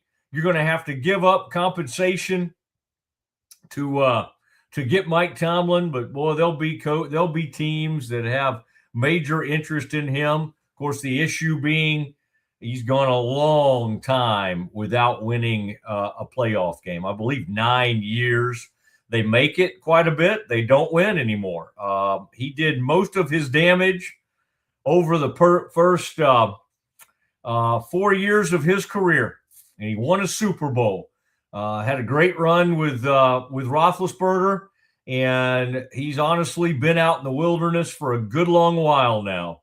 In fact, his playoff record since that early, unbelievable 4-year run, it was like 3-9 over the next 15 seasons, let's say 14, 15 seasons. His record's not as good, and record has not been good over the last 9 years. I always admired the Rooneys because they really do stick with coaches. I think the players love Tomlin. Not everybody. He wasn't for everybody, but I do think he fit that organization. There was a level of toughness that they always had, especially on defense and even on offense, even with running the football and Roethlisberger and everything you think about Pittsburgh. He fit that organization really, really well. But it's kind of like the end of McCarthy's time with Green Bay. A little bit like the end of Harbaugh's time with Baltimore. These guys have a really great run. It gets a little stale. Not all together. It's not like they're horrible by any stretch, but they just can't win at the same clip they did earlier in their careers. So Mike Tomlin stepping down for the Pittsburgh Steelers. No, it's not. Don't get crazy, Cowboys fans. He's not going to come be your defensive coordinator or something like that. Mike Tomlin will have any job, college or pro, that he would like. He'll be very, and some teams will value Tomlin and what he's accomplished even more than they do Harbaugh.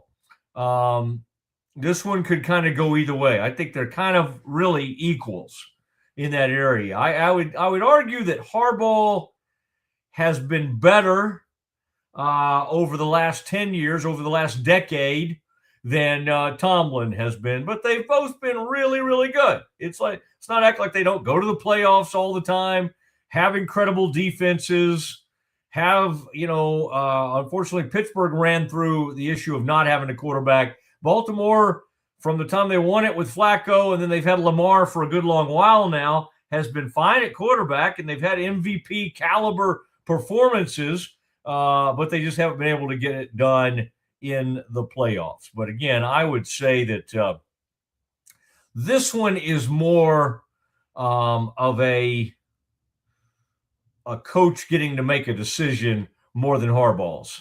I think with Harbaugh's, Bisciotti did make the call and went ahead and fired him. I think in this case, if Tomlin had wanted to come back, he could have come back. This becomes a huge and attractive opening. And you say, well, wait, they don't have a quarterback. Rodgers is going to retire. I think that's probably true. I think, you never know, can't trust these guys if they're going to retire or not. But I don't think Aaron Rodgers will be the quarterback in Pittsburgh next season. Let's put it that way. And so you've got a quarterback problem. But you're like way loud right now. Okay, sorry. So you haven't had those in. So here's the thing, though. This could become a very attractive job for a offensive coordinator who has a track record for developing quarterbacks, because you just drafted Will Howard last year. Who you're saying somebody that wants would be fine training up a young quarterback. Right, because you have Will Howard, who's already learned under Aaron Rodgers this past year. You bring in somebody who is really good, like think of a Kevin O'Connell or something like that. The next one of those guys who wants to develop Will Howard, take him to the next level. You have quote unquote a defense. You have the trenches that are required and that kind of Pittsburgh spirit. I think it's way more attractive to inherit a Lamar than come in there and try to do that with an unproven guy. Yeah, Will Howard does not excite me. Could it? But then you have to deal with the experience of Lamar, and you can't shape and mold him like you might want to, right? I would. Yeah, again, it's not even close to me. Give me the MVP. Give me the incredible quarterback with a track record. I think Pittsburgh is attractive to coaches who, want to stay somewhere for a long time, want to have job security. They don't fire coaches. This guy stays. That is true. Right. He is the definition of mediocrity, and yet he still was able to stay and survive. Yeah, golly, I hate to say that because some of these coaches. It's so bad. You can't even say that he had winning seasons. He had non-losing seasons because of Roethlisberger's last year. And let's be honest, the 4 years of success that you talk about, it's kind of like when a new president comes in and takes credit for the things that the last president did. Your first 4 years, you're dealing with the other guy's draft and experience and everything like that. I hear what you're saying, results-wise. Now, he did have plenty of winning seasons. Don't act like those weren't winning seasons. He was not going to the playoffs all those years with 8-8 teams. They didn't get it done in the playoffs. There, I will agree with you. And they went 9 years with him, and it's not good enough. Would I have preferred him to almost anybody the Cowboys have had over the past 20 years? Yes. Sign me up. And it's an interesting point we make because there's something about like his demeanor, his toughness, whatever he brings, the edge. It is interesting how he probably doesn't have a better record than like McCarthy over that same period of time. And we could pick out other coaches who we don't have as high a regard for. But there's something about Tomlin that makes him attractive to other teams. And he's a player's coach. He says the things in the way that the players love and respect and rally around. To the extent of the success, we're still not sure. But yeah, I mean, he says things the right way. You just listen to him in some interviews. You go, yeah, I'm ready. Let's go. Well, I'm just trying to think of who will be up for that. I think a lot of people. I think there'll be interest. I think, although they had a horrific night, they just got to be 30-6. So it's gonna be hard to sell your fan base on Arthur Smith, your offensive coordinator. Like, let's get Arthur out there. They just Danielle Hunter and Will Anderson and Jalen Petrie and the Texans. Jalen Petrie was awesome. The former Baylor star. 7 tackles. Two for loss. He was unbelievable. He hits harder than anybody. I like that My Little Martian helmet that he puts on. I respect guys who do that because they're actually trying to protect their brains for the future. I never, it looks weird, but I always respect guys that do that. It looks crazy, but I really have a lot of respect for that. Mike Tomlin has resigned, has stepped down as head coach of the Steelers. Now, I would say a fan base that was booing that team off the field at times yesterday and that offense and the way Rodgers was playing, I bet they're happy. I bet they are pleased, and I bet they'll be excited. All I'm going to say is be careful what you wish for here because they were in the fight. They were always right there. I've seen teams that go out in the wilderness for about a decade. You know, the Titans were kind of in the fight a little bit with Vrabel, and they're like, oh, we can get better. We can get better. Oh, okay. All right, man. You get so bad that then you get the first pick overall, and then you just hope that you can build around Cam Ward, and you're so bad that you keep getting to have high picks. All right. Is that what you want? Is that what you want, Pittsburgh? And again, I've got no clue what Will Howard is. I mean, I'd love for him to be good. I mean, he was good enough to win a national title as the quarterback at Ohio State. But as we said earlier, he's surrounded by 90% 4 and 5 stars throughout that roster. Pretty dang good bunch they put around him. And then one of those guys making plays last night. Was that the guy for Pittsburgh? Was that Jack? What's his name? Jack Sawyer. That's that kid who was making huge plays for Ohio State in the national title game. And that sucker comes through and is causing. I mean, Houston better clean that up with Stroud. My goodness. I mean, that is a mess right now. 5 fumbles. You know who the last person to do that who had 5 fumbles in a game? Quarterback. It was another Houston quarterback. His name was Warren Moon. Hello, Warren. So anyway, that was Stroud last night. I mean, both those quarterbacks. That's a different team, though. You can't count the Oilers and this other Houston team. Houston. It's not the same team. It's a franchise. It's not that same franchise. It's a Houston quarterback. You can absolutely. They both play in Houston in front of that same fan base. But Warren Moon had to be okay with Cam Ward using his number 1. He didn't have any say in CJ Stroud because it's a different franchise. Buddy, I mean, we all understand that, but it's still Houston, and they still try to wear those throwbacks. They all try to claim it. What I'm saying is, I think base rooted for Warren Moon, the same one that's rooting for Stroud now. That's the same dang fan base because they're all in Houston. I think a lot of people went with the Titans whenever they left, and they never came back. You're crazy. You think Houston people all became Titans fans? I know of a few of them, definitely. You're on Ayahuasca. You've gotten a hold of Aaron Rodgers' Ayahuasca. Goodness gracious. Houston fans are Houston fans. Yeah. Fans are all Houston Texans fans now.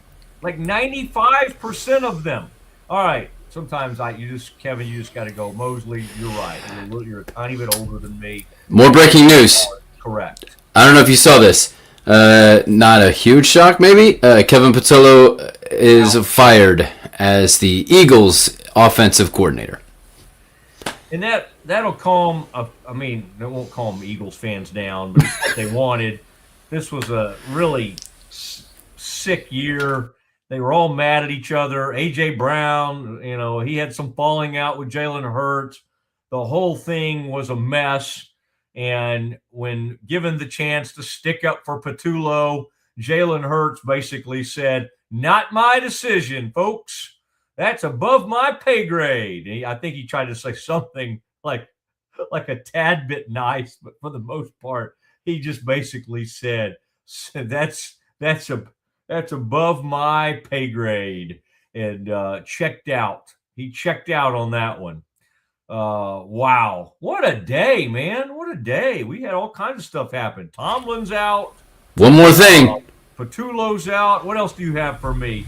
Kevin, I need you to be. I'm ready. I need you to be my breaking news man, especially when I was very preoccupied with something for the show today. What else do you have for me? All right. This just came across. Fred Warner's practice window has opened when he fractured his right ankle October 12th. So there is at least maybe a thought that he might play against the Seahawks this weekend after they just lost Kittle. Wow. I think that he will not play, but I still think I'm watching his recovery right now from yesterday. I'm just watching him do some non-contact stuff. And wow, He's moving great, but that's different than getting out there. Listen to this. I'll leave you with this, Kev. The 49ers 6 highest paid players: Purdy, Bosa, Ayuk, Williams, Warner, Kittle, combined to miss 60 games this season, including playoffs. This is what they do. This is what great franchises do. They don't just like, well, better luck next season. Maybe we'll get healthy. This is what you do when you construct a roster and you have a culture that you hang in there and you keep playing. You keep going. I mean, they had Mac Jones step up. I mean, let's not understate how important he was to the process. When the season could have gone in the tank and Purdy was out, Mac Jones hung in there and won games. And you go, Matt, that Kyle Shanahan's a pretty good play caller. Absolutely he is. But you have to have someone somewhat competent to win those games for you. And Mac Jones certainly got the job done for the Niners. It used to be Jimmy G. Now it is Mac Jones. Another lesson. Cowboys are sitting there running around with just weird backups, right? You know, they tried the guy that was a former number 3 overall pick for somebody. They brought him in. And then this year it's like, oh, man, look at this guy. This guy's tall and he can run. Let's try him. Cowboys out there just goofing around with backups that there's no way they could get you through 2 or 3 games. No way. And they had one in Cooper Rush who could. Right. But at some point they're like, oh, man, look over here. This guy was drafted number 3 overall back in the day. Let's go trade for him. This would be cool. Let's give up a 3rd or 4th round pick for this guy. Oh, wait, look, Mingo. Wasn't Mingo a good pick? Let's give up a 4th for him. And then, and then look at their defense this year. It's just like, wait, all these guys were former 1st round picks. Let's get Kenny out here to play middle linebacker. Let's play him out of position, and let's get Kyer Elam. Man, wasn't he a 1st round pick for Buffalo? Yeah, until they stopped playing him, until they couldn't put him on the field. And now we're back to talking about 4- and 5-star recruits versus experience and guys who can just play ball. Yeah. Give me Coach Sig, and thank goodness Coach Sig doesn't want any part of the nasty NFL. They would, Sig, if you took this Pittsburgh job, I mean, give them 2 years and they would turn on you in a heartbeat. You keep doing you. You stay right there in Indiana and you coach till you're 73, 74, win a national title or 2, and move on about your life.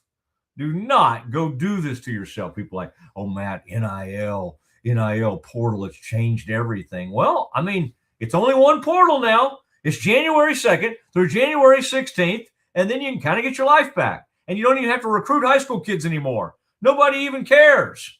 I mean, whether you get a decent high school class or not is kind of beside the point. It's all about the portal. So really, your window has closed. Stop talking about how hard you have it. I want to go to the NFL so I can stop having to recruit. Stay there. And, well, although in college athletics may just blow up at some point. But for now, we still enjoy it and we still talk about it. Good show today, Kev. I mean, it went by like that. All right. If we needed it, if we had an extra hour, I would use it. But I don't think we're allowed to do that. Kevin would be sending overtime. There he is. This could be the last time we ever show you the last days of Aaron Rodgers in his football career. He didn't really make any announcements about his retirement last night, but we're led to believe this could have been it. And it ended in infamy.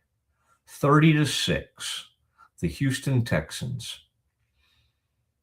The city of Houston, they still love Warren Moon. Do not listen to Kevin when he talks about the Titans. All right, Kev, good work from you, though, today, even though you need to get back as we get closer to game day. The Indiana Hoosiers for Hoosiers Hall needs to come back. All right.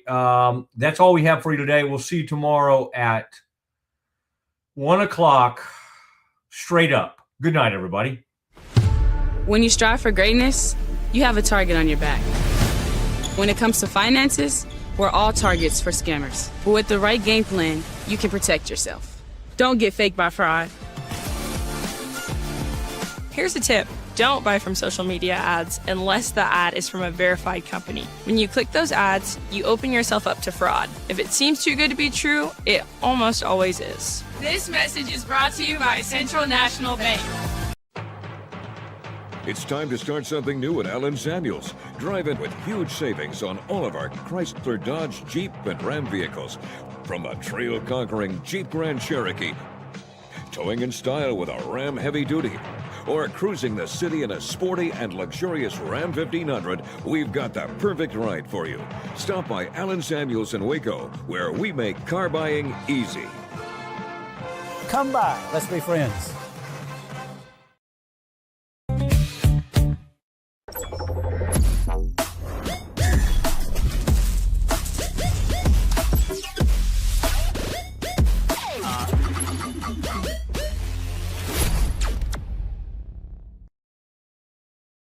Everybody at Equalife really has a passion and a real interest in helping people feel well. How much further can we go to get you feeling even better? It is a complete partnership between the two of us. What if you could clean clean? With bio-based formulas and deep cleaning enzymes. No dyes, phthalates, or mystery ingredients. Just powerful pods for your dishes and laundry. Now you can, with drops. Made clean, made to clean. It's not just a glove, it's a 44 Pro. Crafted with dedication, made for performance, and built to last. Get your custom glove today at 44pro.com and experience the 44 Pro difference. That's 44pro.com, 44 Pro. It doesn't matter if your investment budget is small or big. All you need is Benzinga Pro and its powerful news alerts, price tracking, and portfolio monitoring. Subscribe now, and we'll skyrocket your portfolio today. I am obsessed with helping business owners increase their traffic and turn it into profit through the power of Pinterest marketing. It's this amazing platform where people are looking for ideas, inspiration. They have a problem and they're actively looking for a solution. It's hard to find supplements that work. No, thank you. Plant-based supplements made from the Earth's most powerful plants for your immune health, gut health, workouts, and more. Find out more at auraorganic.com. Protect your online privacy with NordVPN. Browse securely, access content from anywhere, and keep your data safe with military-grade encryption. NordVPN.com. That's NORDVPN.com.